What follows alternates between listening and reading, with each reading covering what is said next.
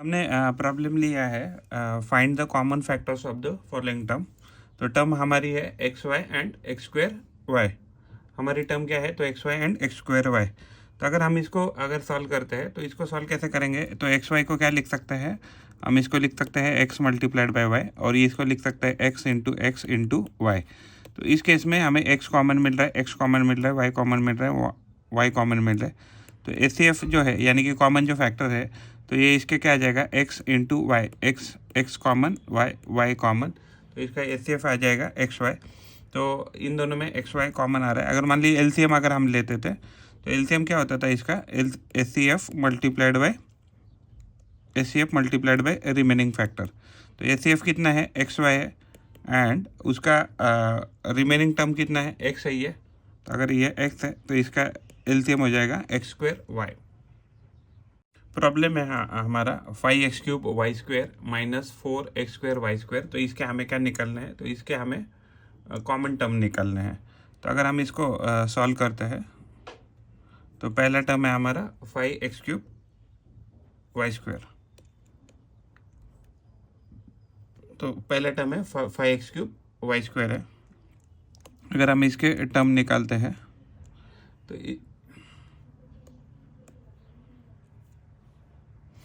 इसको क्या लिख सकते हैं? 5x³ वाई स्क्वायर को 5 multiplied by x into x into x into y. तो ये टर्म लिखेंगे हम। और ये जो 4 है तो इसको लिखेंगे 4 into x into y. Common की बात करें तो कॉमन देखिए, यहाँ एक्स है, यहाँ एक्स है, यहाँ एक्स है, यहाँ एक्स, यहाँ वाई, यहाँ वाई, यहाँ वाई, यहाँ वाई। तो ये कॉमन है। तो कॉमन क्या आ जाएगा? एच जिसको हम कहेंगे। तो ये क्या आ रहा है? X square y square. तो ये दोनों टर्म मिलके एक्स स्क्वायर बन गई, ये दोनों टर्म मिलके वाई स्क्वायर बन गई। तो ये हमारा आ गया H x square y square. अगर हमें एलसीएम पूछा होता था तो एलसीएम में क्या होता था? एक्स स्क्वायर वाई स्क्वायर तो हमने लिखा प्लस रिमेनिंग फैक्टर। तो अगर हम तो इसको हम क्या लिखेंगे? पहले एच लिखेंगे, H multiplied by remaining factor. तो अगर हम इसको सॉल्व करते हैं तो एच कितना था हमारा? एक्स स्क्वायर वाई स्क्वायर था, और रिमेनिंग फैक्टर तो जो भी एच है इसको कट करेंगे पहले। तो इन टर्म को हम कट करेंगे। तो उसके बाद यहाँ क्या टर्म बची? 5, और ये टर्म भी चली गई, एच में थी। तो ये यहाँ 5x बचा, और यहाँ कितना बचा? तो यहाँ सिर्फ 4 बचा। तो ये ओवरऑल टर्म क्या हो गया? अगर एलसीएम निकालते हैं इसका तो हो जाएगा 20, 5 4 20। फिर उसके बाद x³ और वाई स्क्वायर, ये हमारा इसका एलसीएम बन जाएगा इस टर्म का।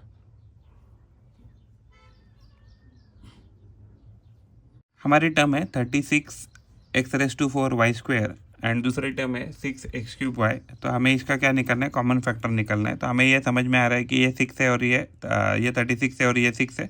तो ये 6 के मल्टीपल है, तो हम इसको लिखेंगे 6 इंटू 6 इंटू ये जो x⁴ है इसको लिखेंगे एक्स स्क्वायर इंटू एक्स। हाँ, या x³ लिखा तो भी चलेगा। अगर हम इसको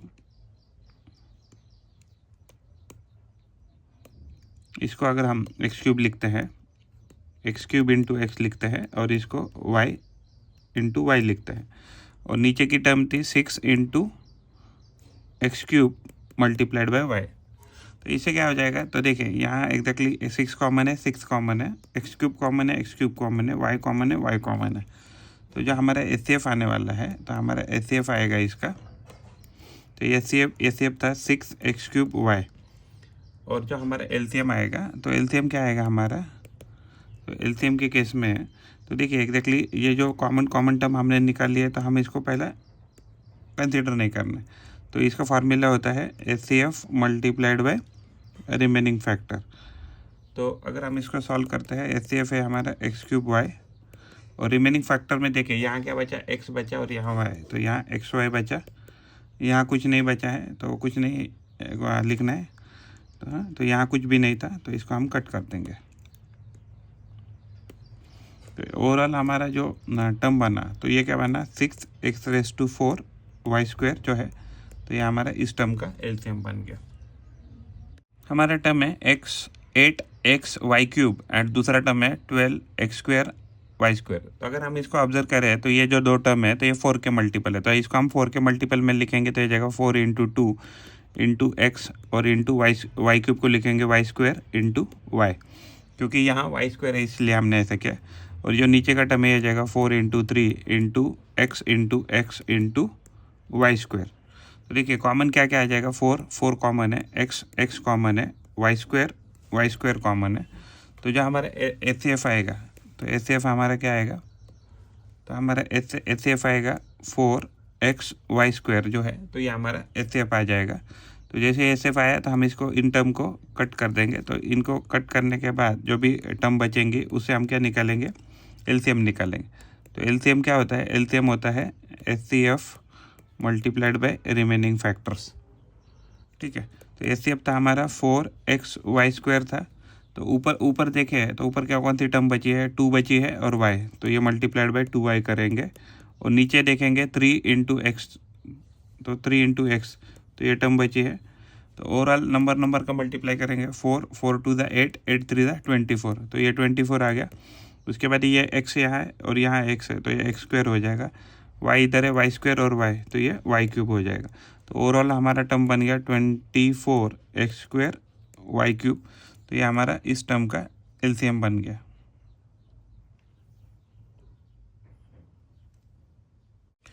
हमने 2 टर्म लिए 15xyz and 5x² y z²। तो इसका हमें क्या निकालना है, तो इसका हमें एचसीएफ और एलसीएम निकालना है मान लीजिए। तो इसमें से कॉमन क्या है, देखिए अगर 5 और 15 है तो ये क्या हो जाएगा, तो ये तो गारंटी है, तो 5 के मल्टीपल है, तो इसको मैं 5 के मल्टीपल में लिखेंगे।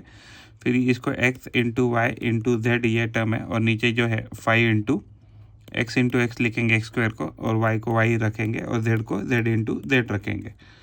तो 5 कॉमन आ गया, x कॉमन आ गया, y कॉमन आ गया, z कॉमन आ गया।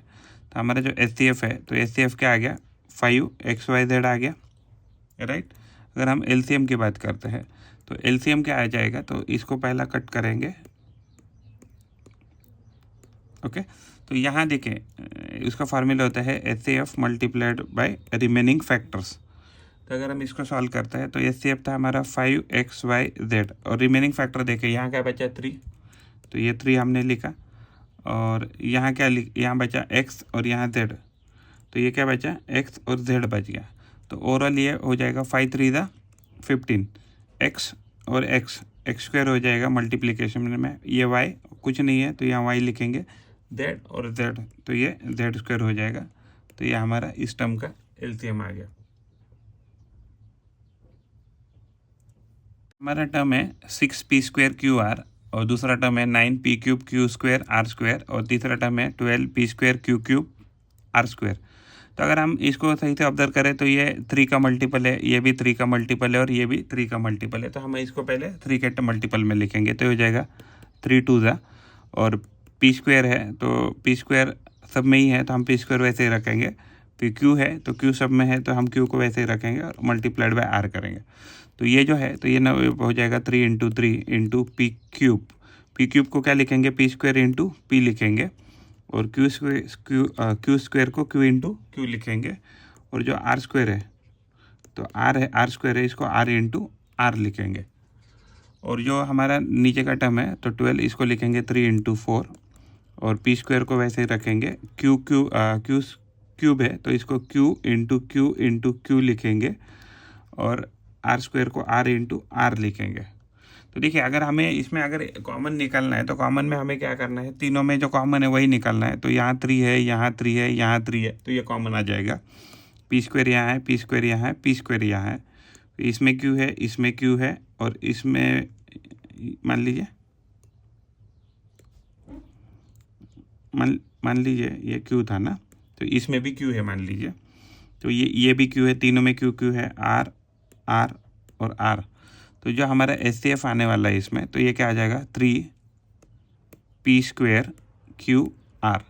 तो ये इस टर्म का हमारा जो एचसीएफ है वो 3p² QR आने वाला है। हम इसमें एलसीएम निकालने की कोशिश नहीं करेंगे क्योंकि वो टर्म बहुत ही बड़ा हो जाएगा और कॉम्प्लेक्स भी हो जाएगा। पहला हमारा टर्म है 2m² n⁻⁴। तो देखिए अगर इसको सही से ऑब्जर्व करें तो ये टू का मल्टीपल है, ये भी 2 का मल्टीपल है और ये भी 2 का मल्टीपल है, और इसमें भी एम स्क्वायर है, इसमें भी एम स्क्वायर है, इसमें भी एम स्क्वायर है, तो एम स्क्वायर भी कॉमन आ सकता है। तो सबसे एन की लोएस्ट टर्म क्या है, तो एन क्यूब है। तो ये इधर माइनस लिखा है, तो माइनस को हम ऐसे रखेंगे, माइनस का कुछ नहीं करेंगे क्योंकि एक ही टर्म में माइनस आ रहा है। तो इसको लिखेंगे तो हो जाएगा 2 इंटू एम स्क्वायर, और इसको एन क्यूब के फॉर्म में लिखेंगे, एन क्यूब इंटू एन लिखेंगे।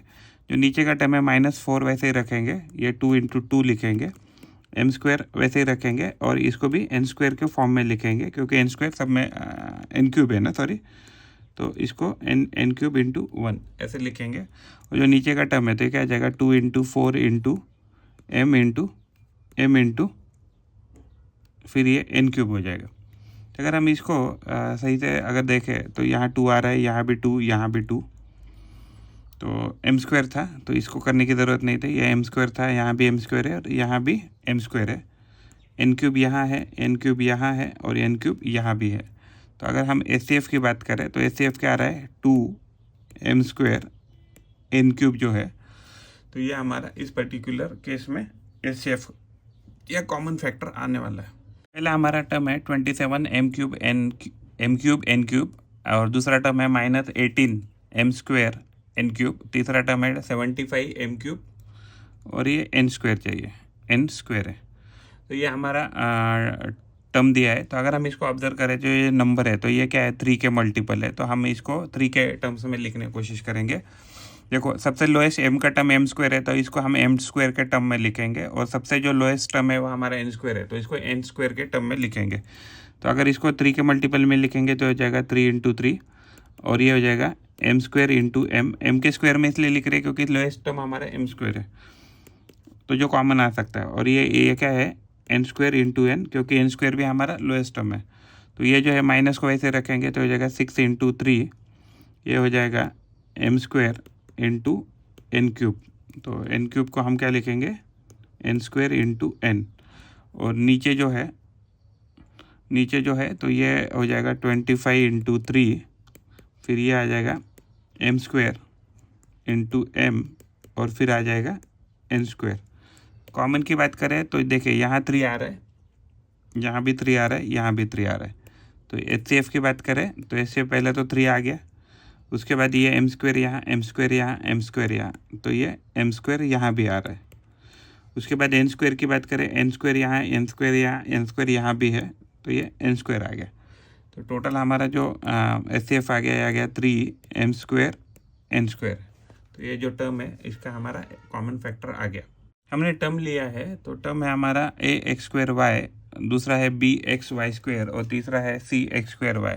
तो अगर कॉमन की बात करें तो देखिए यहाँ x है, यहाँ भी x है, यहाँ भी x है, तो x तो आ जाएगा कॉमन। तो यहाँ y है, यहाँ y है, यहाँ भी y है। तो अगर हम इसको सिंप्लीफाई करके लिखे तो a into x into x into y, और ये जो है term b into x into y into y, और ये जो नीचे का टर्म है ये हो जाएगा c into x into x into y. तो अगर हम इसको आगे फर्दर सॉल्व करें तो ये क्या है, यहाँ से हम x कॉमन निकाल सकते हैं, यहाँ से x, यहाँ से x, फिर यहाँ से y, यहाँ से y, यहाँ से y। तो ये छोड़कर तो कुछ कॉमन नहीं दिख रहा है। तो जो हमारा एचसीएफ है तो इस पर्टिकुलर केस में हमारा एचसीएफ जो आ जाएगा वो आ जाएगा xy। तो xy यहाँ से हम कॉमन निकाल सकते हैं। फिगर है हमारा 22x प्लस 33। अगर इसमें से हमें कॉमन निकालना है तो हमें क्या करना पड़ेगा इस केस में, तो इस केस में ये देखिए ये 11 का मल्टीपल है, ये भी 11 का मल्टीपल है, तो हम इसको लिखेंगे 11 into 2 multiplied by x plus 11 into 3। तो यहाँ से अगर हम 11 कॉमन निकालते हैं, यहाँ से 11 कॉमन निकालते हैं, तो 11 अगर बाहर आ गया तो ये टर्म जो हो जाए 11 into 2 into x divided by 11 करना है, जितना कॉमन निकालना है उतना ही आपको डिवाइड करना है, प्लस 11 इंटू 3 डिवाइडेड बाई 11 ये आ जाएगा। तो यहाँ से क्या आ जाएगा, ये 11 से 11 कट जाएगा और अंदर क्या बचेगा 2 इंटू एक्स, ये 2x बच जाएगा, प्लस यह 11 से 11 कट जाएगा और ये 3 बच जाएगा। तो जो 22x प्लस 33 है तो इसको कॉमन लेके हम ऐसे लिख सकते हैं 11 इंटू ब्रैकेट 2x प्लस 3। दूसरा अगर हमारा टर्म है -81 एक्स स्क्वायर वाई -9x है, तो अगर हम इसको सॉल्व करते हैं तो ये 9 के मल्टीपल में लिख सकते हैं इसको। 9 × 9 81 हो गया, और उसके बाद ये x है, फिर बाद में ये x है, बाद में ये y है। ओके, उसके बाद ये टर्म था -9 × x। तो अगर हम इसमें से -9 कॉमन निकाले, यहाँ से भी -9 कॉमन निकाले तो, और यहाँ से x कॉमन निकाले और यहाँ से भी x कॉमन निकाले, तो -9x अगर कॉमन निकाला हमने तो ये क्या बचेगा, 9x अगर कॉमन निकाला तो ये जो पहली टर्म थी -9 × 9 × x × x × y divided by, हमें क्या करना है, -9x से मल्टीप्लाई डिवाइड करना है। और ये जो दूसरा टर्म था -9x, तो इसको भी हमें 9x से डिवाइड करना है माइनस। तो ये टर्म क्या हो जाएगा, तो ये हो जाएगा -9x, तो ये x कट जाएगा, 9 कट जाएगा, तो ये 9xy, तो 9xy अंदर टर्म बचेगी, ये माइनस और ये माइनस प्लस कर देगा और ये कट जाएगा और ये 1 बचेगा। तो जो भी हमारा आंसर है, क्या था हमारा क्वेश्चन था -81x² y - 9x। तो इसका आंसर आ जाएगा कॉमन लेने के बाद -9x × ब्रैकेट 9xy + 1। प्रॉब्लम है x² + x² y⁴। तो यहाँ से क्या हो जाएगा, तो ये x² ऐसे ही रखेंगे और प्लस ये क्या हो जाएगा x² y⁴। अगर हम ऐसे लिखते हैं तो यहाँ से हमें क्या कॉमन निकल सकता है, x² और x²। तो अगर जैसे हम x² कॉमन निकालेंगे तो इस टर्म को हम x² से डिवाइड कर देंगे, जितना कॉमन निकले उतने से डिवाइड करना है, plus x² y⁴ divided by x²। तो ये टर्म कट के 1 हो जाएगी, तो ये हो जाएगा x² × 1 प्लस ये टर्म कट के यहाँ y⁴ बचेगा। तो जो भी हमें पूछा था x² + x² y⁴, तो इसका आंसर आ गया है x² × ब्रैकेट 1 + y⁴। टर्म है हमारी 12p³ q² और यहाँ है 15 q⁴ एंड p²। तो इसको अगर हम रीअरेंज करके भी लिखते हैं तो हो जाएगा 12p³ q² + 15 p² पहले लिखेंगे, q⁴ बाद में लिखेंगे। ऑब्जर्व करने जैसा है कि ये 3 का मल्टीपल है, ये भी 3 का मल्टीपल है। इसमें p² लोएस्ट टर्म है, तो यहाँ से p² हम निकाल सकते हैं और यहाँ q² निकाल सकते हैं, यहाँ से भी q² कॉमन निकाल सकते हैं। तो हमने इसको लिखेंगे, मान लीजिए ये जो पहला टर्म है, तो पहला टर्म है 12p³ q² जो है, तो इसको लिखेंगे 3 × 4, फिर इसको p² के टर्म में लिखेंगे, p² × p × q²। जो दूसरा टर्म है 15 p² q⁴, तो इसको लिखेंगे 3 × 5 × p² × q² multiplied by q²। Common 3 common आ जाएगा, p² कॉमन आ जाएगा, q² कॉमन आ जाएगा। तो जो हमारे HCF है यानी कॉमन जो है, तो क्या आ जाएगा 3p² q² ये टर्म आएगा, यानी कि ये जो ऊपर की जो टर्म है इसमें से क्या कॉमन आ रहा है, 3p² q²। तो हमारा फिगर क्या था, 12p³ q² + 15 p² q⁴ ये टर्म था। तो इस केस में हम क्या करेंगे, कॉमन क्या निकाला हमने, 3p² q², 3p² q² common निकाला। तो जो दूसरा टर्म है तो इसमें क्या है, तो इसको अगर हम इसमें लिखते हैं तो यहाँ से क्या बचा था, 3p² q², 3p² q² common निकाला, तो यहाँ से क्या बचेगा 4 और p, तो यहाँ 4p बच रहा था। और यहाँ से भी अगर जो कॉमन है कट करे तो यहाँ से क्या बच रहा था 5 और यहाँ q², तो 5q² जो है वो अंदर बच रहा है। तो यह हमारा इसका सॉल्यूशन हो जाएगा प्रॉब्लम का। a² b c³ + c³ b a² - a³ b² c² है, तो यहाँ से हमें कॉमन निकालना है। तो कॉमन निकालने के लिए हमने इसको रीअरेंज करके लिखा इस टर्म को, तो इसको लिखा a² b c³ है ना, सॉरी, तो ये c³ होना चाहिए। तो इसको हमने यहाँ लिखा और इसमें भी क्या लिखा हमने, पहले a लिखा a² b c³ ये टर्म यहाँ लिखा, और जो लास्ट टर्म है -a³ b² c²। तो देखिए अगर हम इसमें देखें तो इसको क्या लिख सकते हैं, a × a × b × c × c × c। दूसरा टर्म है a × a × b × c × c × c। तो लास्ट टर्म है माइनस वैसे रखेंगे, a × a × a b × b and c × c।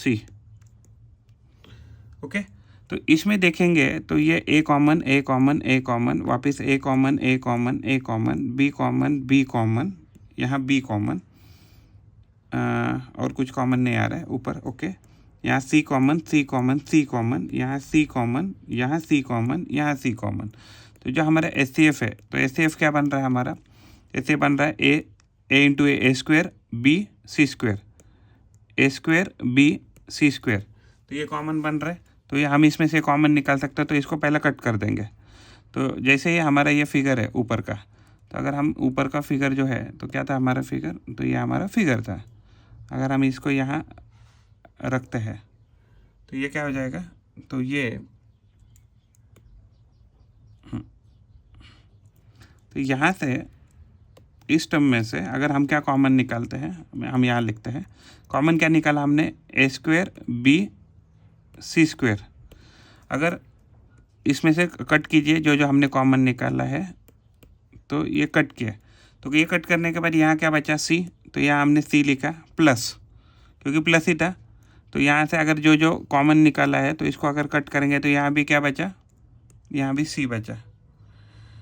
हाँ, और दूसरा क्या था टर्म, तो अगर इसमें से देखो माइनस तो वैसे रखेगा, माइनस वैसे ही है, तो जो जो कॉमन टर्म निकाली तो इसको कट करेंगे तो यहाँ क्या बचागा ए बी सी, तो यहाँ क्या बचा ए बी और सी, ये कॉमन बचा, तो ये हमने कॉमन निकाला इसमें से।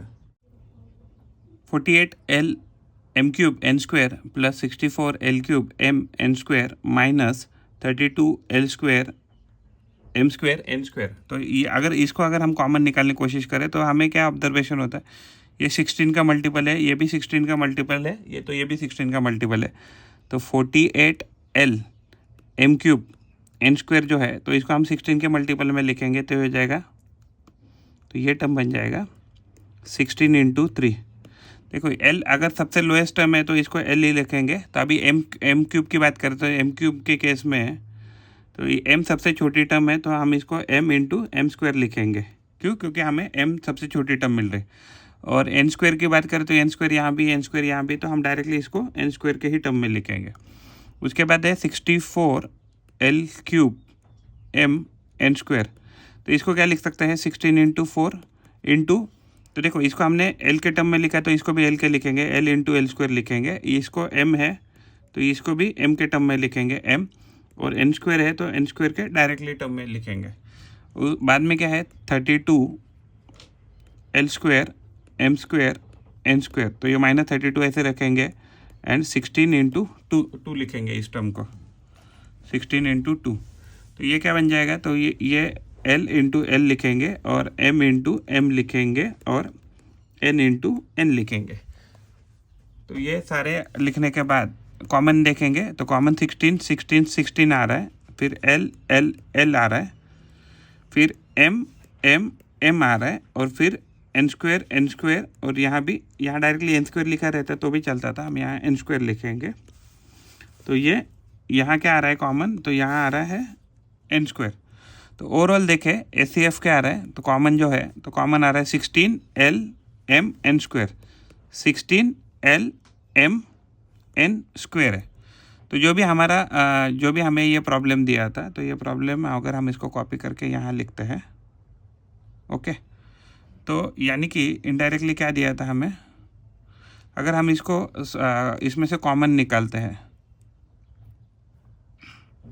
तो कॉमन निकालने के बाद कॉमन क्या है 16 l m n square, 16 l m n square है। तो पहले टर्म से अगर ये 16 l m n square cut करेंगे तो यहाँ नीचे क्या बचेगा 3 के बाद एम स्क्वायर, तो अंदर बचा 3 एम स्क्वायर प्लस दूसरी टर्म में से कॉमन पहले अगर मान लीजिए कट करते हैं हम, तो यहाँ क्या बचा 4 एल स्क्वायर बच गया। तो यहाँ हम लिखेंगे 4 एल स्क्वायर, फिर माइनस था तो हमने माइनस लिखा, तो 16 कट किया, एल कट किया, एम कट किया, एन स्क्वायर कट किया, तो यहाँ बचा 2 -2, तो 2 लिख दिया। उसके बाद एल और एम, यहाँ बचा एल, यहाँ बचा एम, तो एल और एम, तो इतना बच रहा है। तो जो भी हमें पूछा था कि इसके कॉमन फैक्टर निकालो, तो हम जो भी हमें गिवन टर्म दिया है तो इसके कॉमन फैक्टर हमने निकाल लिए। तो मैं हमारा 2x³ into bracket a plus b minus 2y² into bracket a plus b. तो हमें यहाँ दिख रहा है a प्लस बी यहाँ से कॉमन आ सकता है, यहाँ से a प्लस बी कॉमन आ सकता है, यहाँ से 2 आ सकता है, यहाँ से भी 2 आ सकता है। तो हमने 2a प्लस बी को अगर कॉमन निकाला और बड़े ब्रैकेट में मान लीजिए लिखा, तो यहाँ क्या बचेगा, तो यहाँ देखो ये टर्म गया, ये भी टर्म गया, तो यहाँ बचा x³। तो x³ को हमने यहाँ रखा, हमने a प्लस बी और 2 को ऑलरेडी कॉमन निकाला, तो यहाँ बचा माइनस, तो माइनस यहाँ लिखा और यहाँ टर्म y², तो ये y² लिखा। तो हमने ये कॉमन निकालने के बाद ये टर्म बच जाएगा। इसको अगर हम नॉर्मल ब्रैकेट में भी रखते हैं तो भी ये चल जाएगा।